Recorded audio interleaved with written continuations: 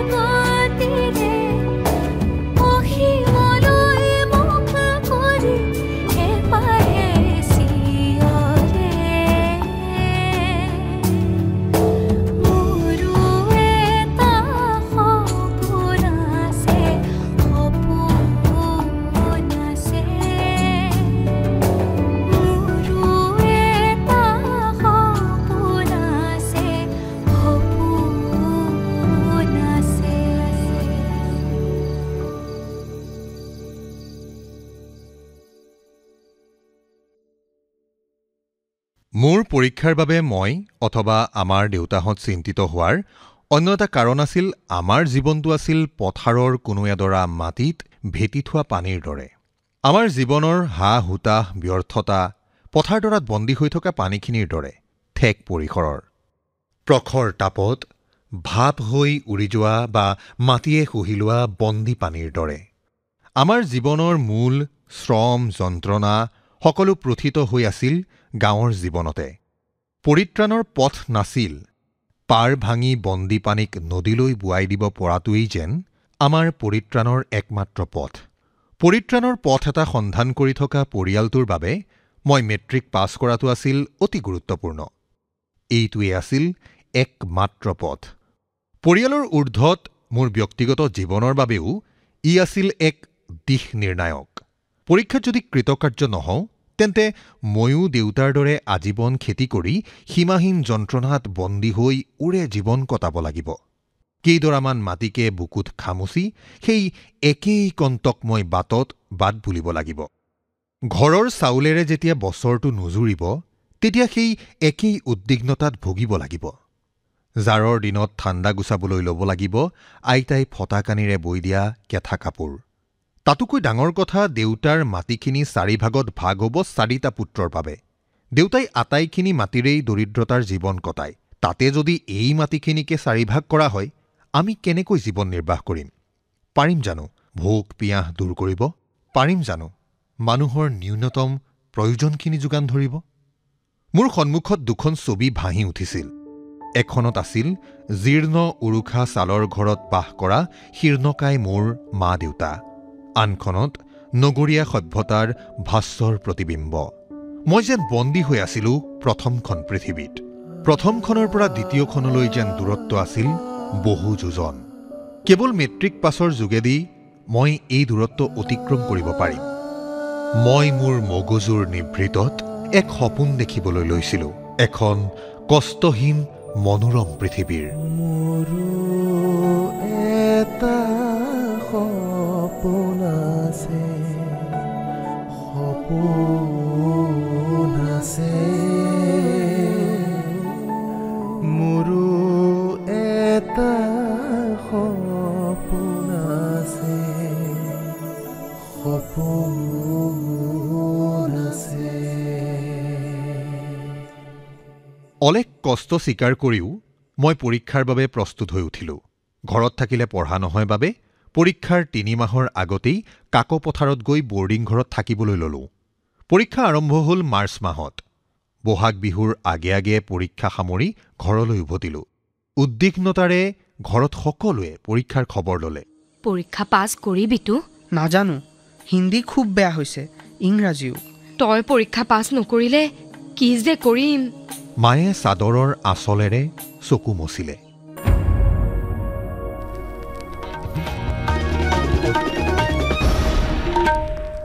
এয়া আকাশবাণী গুৱাহাটী আঞ্চলিক বাতৰি পঢ়িছোঁ প্ৰিয়ব্ৰত হাজৰিকাই বহু প্ৰতীক্ষাৰ অন্তত গ্ৰীষ্মকালৰ এদিন সন্ধিয়া ৰেডিঅ'ত 6:45 আঞ্চলিক বাতৰিত ঘোষণা কৰিলে পুনৰ উভতি আহিছোঁ বাতৰিৰ মাজলৈ চলিত বৰ্ষৰ হাইস্কুল শিক্ষান্ত পৰীক্ষাৰ ফলাফল কাইলৈ ঘোষণা কৰা হ'ব কাইলৈ অৰ্থাৎ 10 জুলাইত দিনৰ 11 বজাত ৰাজ্যৰ প্ৰতিখন জিলাৰ সদৰত ফলাফল উপলব্ধ হ'ব অসম মাধ্যমিক শিক্ষা পৰিষদে এই কথা জানিবলৈ দিছে আপোনালোকে বাতৰি শুনিছে আকাশবাণী গুৱাহাটী কেন্দ্ৰৰ পৰা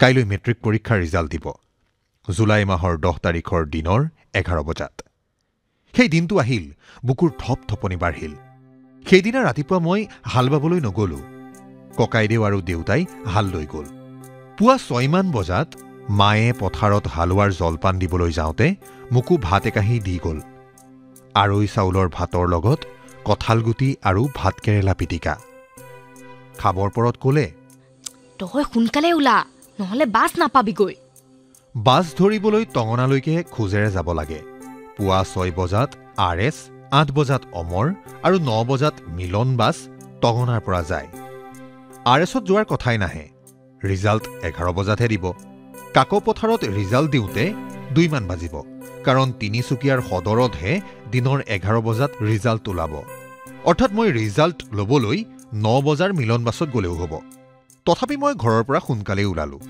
খোজেৰে যাব লাগিব 1 ঘণ্টামান টঙনালৈকে তাতে বাৰিষাৰ ৰাস্তাত ঠায়ে ঠায়ে আঁঠুলৈকে বোকা বিশেষকৈ টঙনা বাগান পোৱাৰ আগতে পথাৰৰ মাজৰ আলিটোত কেইবা ঠাইতো চিগা আছিল এই চিগাবোৰত পানী কঁকালৰ ওপৰলৈকে উঠে পেণ্ট পিন্ধি পাৰ হ'ব নোৱাৰি হাতত গামোচা এখন কঢ়িয়াই নিব লাগে যাতে এই চিগাবোৰ পাৰ হওঁতে পেণ্ট খুলি কঁকালত গামোচাখন মেৰিয়াই ল'ব পাৰি ভৰিত চেণ্ডেল পিন্ধাৰ কথাই নাহে টঙনা বাগানৰ মাজেৰে খোজকাঢ়ি গৈ থাকোঁতে মোৰ মনলৈ কিছুমান অদ্ভুত চিন্তা আহিবলৈ ধৰিলে যদি পৰীক্ষাত ফেইল কৰোঁ তেন্তে মই কি কৰিম অহা বছৰলৈ আকৌ দিম নে উত্তীৰ্ণ হ'ব নোৱাৰাৰ ভৰ সহিব নোৱাৰি ক'ৰবালৈ পলাই যাম পলাই যদি যাওঁ কলৈ যাম মইতো জীৱনত কেতিয়াও কাকপথাৰৰ বাহিৰ হৈ পোৱা নাই তিনিচুকীয়ালৈও কেতিয়াও যোৱা নাই পলাই গ'লোৱেই যেনিবা কি কৰিম অৱশ্যে ক'ৰবাত গৈ বাছৰ হেণ্ডিমেন হ'ব পৰা যাব ক্ষণিকৰ বাবে মোৰ মনটো উৎফুল্লিত হৈ উঠিল বেছ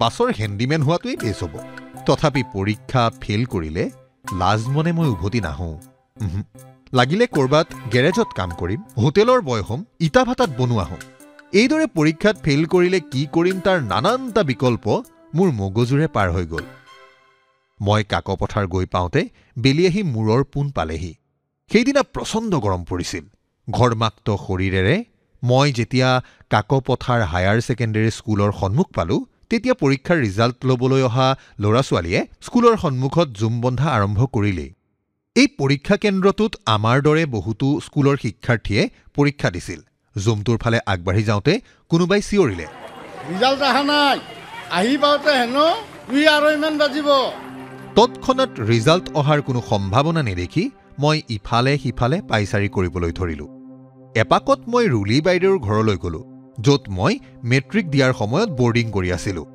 মোৰ মগজুত স্নায়ৱিক ক্ৰিয়াকলাপ বাঢ়িবলৈ ধৰিলে মই অস্থিৰ হৈ পৰিছিলোঁ কি হ'ব ৰিজাল্ট মোৰ হিন্দীৰ পৰীক্ষা একেবাৰে বেয়া হৈছিল মেট্ৰিকৰ আগৰ বাছনি পৰীক্ষাত মই ইতিমধ্যে হিন্দীত ফেইল কৰিছিলোঁ মই মনে মনে প্ৰাৰ্থনা কৰিলোঁ যাতে হিন্দী আৰু ইংৰাজীত কাণে কাণ মাৰি পাছ কৰিলেও আপত্তি নাই বাকীবোৰত যে মই ভালকৈয়ে পাছ কৰিম সেয়া নিশ্চিত ঠিক 2 বজাৰ লগে লগে স্কুলৰ যি ঠাইত নটিছ বৰ্ডখন আছিল সেই ঠাইত বিৰাট ভিৰ লাগিবলৈ ধৰিলে ছাত্ৰ ছাত্ৰীৰ মাজত ঠেলাঠেলি আৰম্ভ হ'ল আৰু ঠিক 2:30 বজাত নটিছ বৰ্ডত ৰিজাল্ট আহি লাগিল মই উদ্গ্ৰীৱতাৰে বৰ্ডৰ ফালে দৌৰিলোঁ কিন্তু ইমান ভিৰত একোকে নেদেখি যিবোৰে নিজৰ ৰিজাল্ট দেখিলে সিহঁতে চিঞৰিবলৈ ধৰিলে মই পাছ কৰিলোঁ মই পাছ কৰিলোঁ মই পাছ কৰিলোঁ ময়ো পাছ কৰিলোঁ মই পাছ আমি পাছ যিবোৰে ফেইল কৰিলে সিহঁতে নীৰৱে আঁতৰি গ'ল কিছুমানে অভিভাৱকৰ সৈতে ৰিজাল্ট চাবলৈ আহিছিল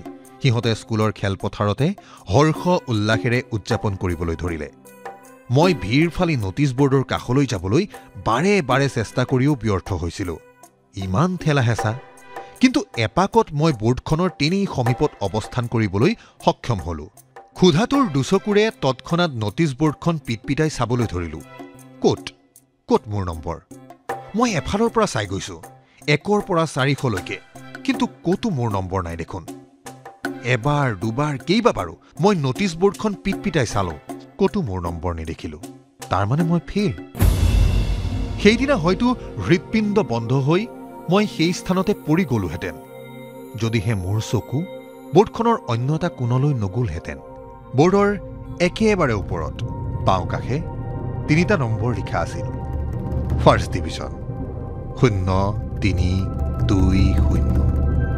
মোৰ ৰোল নম্বৰ আছিল 0320।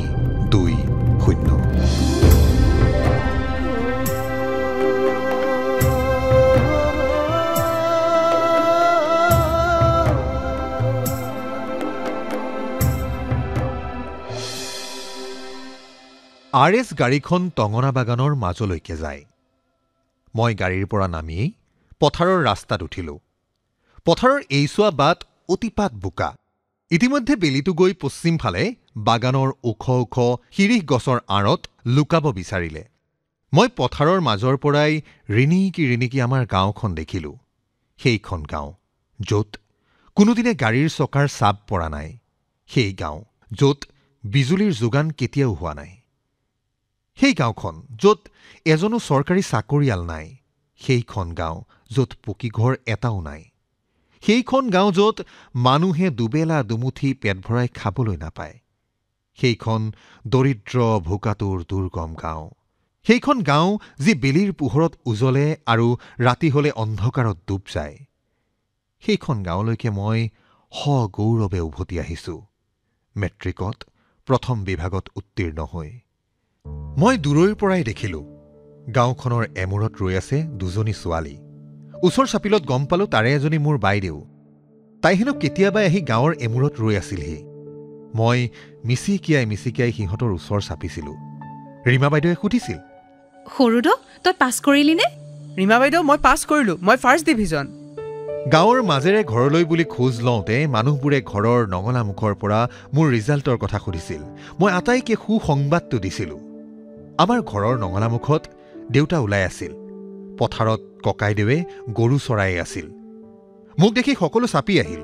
শুভ সংবাদ পাই আটাইৰে মন উৎফুল্লিত হৈ উঠিল। আইতাই পাতত দিয়া মাছ আৰু মেটেকাৰ কলি খেৰত পুৰি আছিল। আইতাইক কৈছিল, আমাৰ গোটেই বংশটোত নাহৰ কটীয়া যোৰহাট সকলোতে তয়ে প্ৰথম ফাৰ্ষ্ট ডিভিজন। আইতাই বাৰু ফাৰ্ষ্ট ডিভিজনৰ মূল্য বুজিছিল নে? আনন্দত মতলীয়া হোৱা দেউতাই পুৰণি ৰেলী চাইকেলখন লৈ গাঁৱৰ ৰাস্তাই ৰাস্তাই মোৰ শুভ সংবাদটো ঘোষণা কৰি গৈছিল। আন্ধাৰ হবৰ হলেই আমাৰ ঘৰৰ চোতাল পিৰালিত খবৰ ল'বলৈ অহা মানুহেৰে ভৰি পৰিল। মায়ে সকলোকে সুদা চাহপানী এটোপাকৈ খাবলৈ দিলে। দেউতা উভতি অহাই নাই। সন্ধিয়াটো আন্ধাৰলৈ ৰূপান্তৰিত হ'ল। মায়ে চাকি জ্বলালে। মানুহবোৰ ঘৰৰ ভিতৰ সোমাল। চাকি এটা নুমাও হৈছিল। মায়ে কেৰাচিন তেল অকণ ভৰাই শলিতাডাল উজৰাই দিলে। উজৰাই দিয়া শলিতাডাল দপদপাই জ্বলিল। টেবুলত চাকিটো থবলৈ যাওঁতে মায়ে ক'লে, বোপাই তই কেলেনো ফাৰ্ষ্ট ডিভিজন পালি ঐ? ছেকেণ্ড বা থাৰ্ডেই ভাল আছিল। এতিয়া তোৰ সামৰ্থৰে আমি কেনেকৈ পঢ়ুৱাম? কওঁতে মাৰ চকুৰে এধাৰি চকুলো বৈ গ'ল। খবৰ ল'বলৈ অহা দুজনমানে ক'লে, খুৰীদেউ চিন্তা নকৰিব, গাঁওখন আছে নহয়, যিয়ে যেনেকে পাৰে সহায় কৰিব আৰু। আমি বৰতো আছোৱেই। কৈছহে, চবৰে একেই অৱস্থা। কোনে কাক সহায় কৰিব কচোন? মা বতিয়ন নগ'ল। ইতিমধ্যে খবৰটো জুইৰ দৰে বিয়পিছিল আমাৰ সমগ্ৰ কৈলাশপুৰ অঞ্চলত। ৰাতিলৈ আমাৰ অঞ্চলৰ ঢেৰ মানুহ আমাৰ ঘৰলৈ আহিল। ঘৰ উলহ মালহ। মোক ক'ত কেনেকৈ পঢ়ালে ভাল হ'ব সেই বিষয়ে আলোচনা কৰা হ'ল। বিজ্ঞজনৰ মত অভিমত আদায় কৰিলে দেউতাই মত দিলে, ইয়াক ছায়েন্সত পঢ়ালে ভাল হ'ব কিজানি। খেনুৱে আশংকা প্ৰকাশ কৰিলে, ইমান পইচা ক'ত পাবি তিলেশ্বৰ? 2000 টকাৰে হ'বগৈনে? দেউতাই সুধিলে, জনাবোৰে মুখ টিপি হাঁহিলে। তেনেতে মায়ে অভিমত দিলে, মই হলে পঢ়িব নালাগে বুলিছিলো, যদি পাৰে এই গাঁৱৰ LP স্কুলখনতে সোমাওক। এনেতে ভিতৰৰ কোঠা এটাৰ পৰা কান্দোনৰ ৰোল ভাহি আহিল।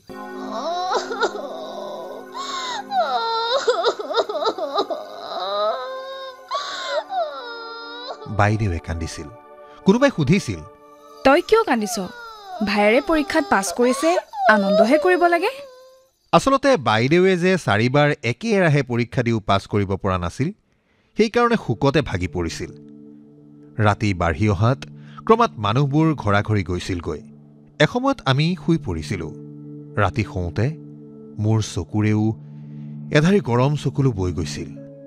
মই কিয় কান্দিছিলোঁ সঠিককৈ মনত নাই, কিন্তু চকুৰ তলৰ সেই আৰ্দ্ৰতা, সেই উমাল সংবেদন মোৰ মনৰ তলিত পাহৰিব নোৱাৰাকৈ খোদিত হৈ আছে। মানুহৰ জীৱনলৈ এনে কিছুমান দিন আহে যিবোৰ জীৱনত কেতিয়াও পাহৰিব নোৱাৰি, কিন্তু এনে দিন খুব কম আহে যিয়ে জীৱনটোক সলনি কৰি থৈ যায়। মোৰ ভাগ্য জীৱনৰ দিশ সলনি কৰি থৈ গৈছিল এই দিনটোৱে চিৰদিনৰ বাবে। জীৱনত এটা নতুন সপোনে পোখা মেলিবলৈ ধৰিলে।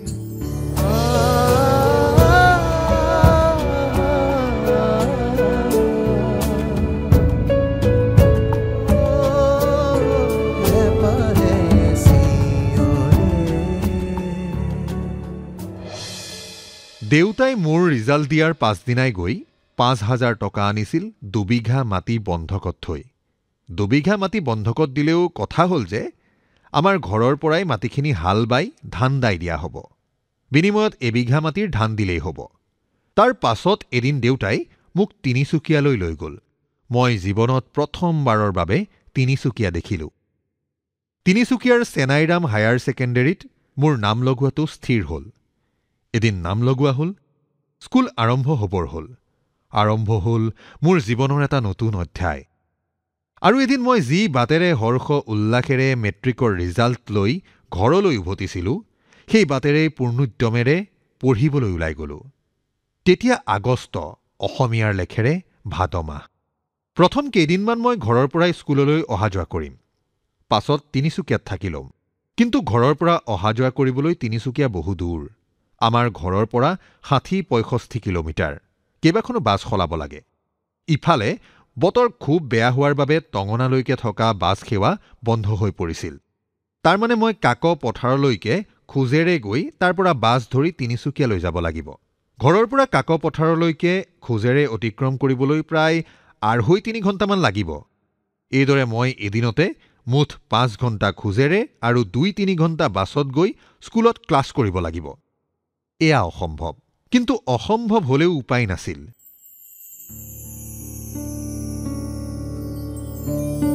কথাশিল্প অনুষ্ঠানটিত শ্ৰোতাসকলে ডক্টৰ ৰুবুল মাউতৰ মোৰো এটা সপোন আছে গ্ৰন্থখনিৰ ধাৰাবাহিক পাঠৰ 7ম খণ্ডটি শুনিলে।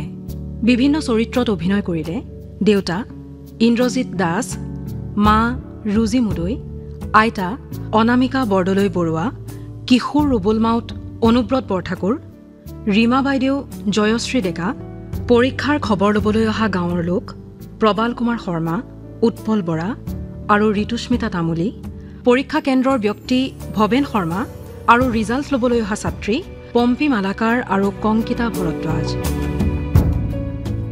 শীৰ্ষগীতৰ কথা ইউৰেকা কাকতিৰ, সুৰ বৰষা বৰাৰ, কণ্ঠ সুকন্যা কাশ্যপ মহন্তৰ, সংগীত মনদীপ আৰু মনমিত মহন্তৰ, প্ৰযোজনা ইন্দ্ৰজিৎ দাসৰ।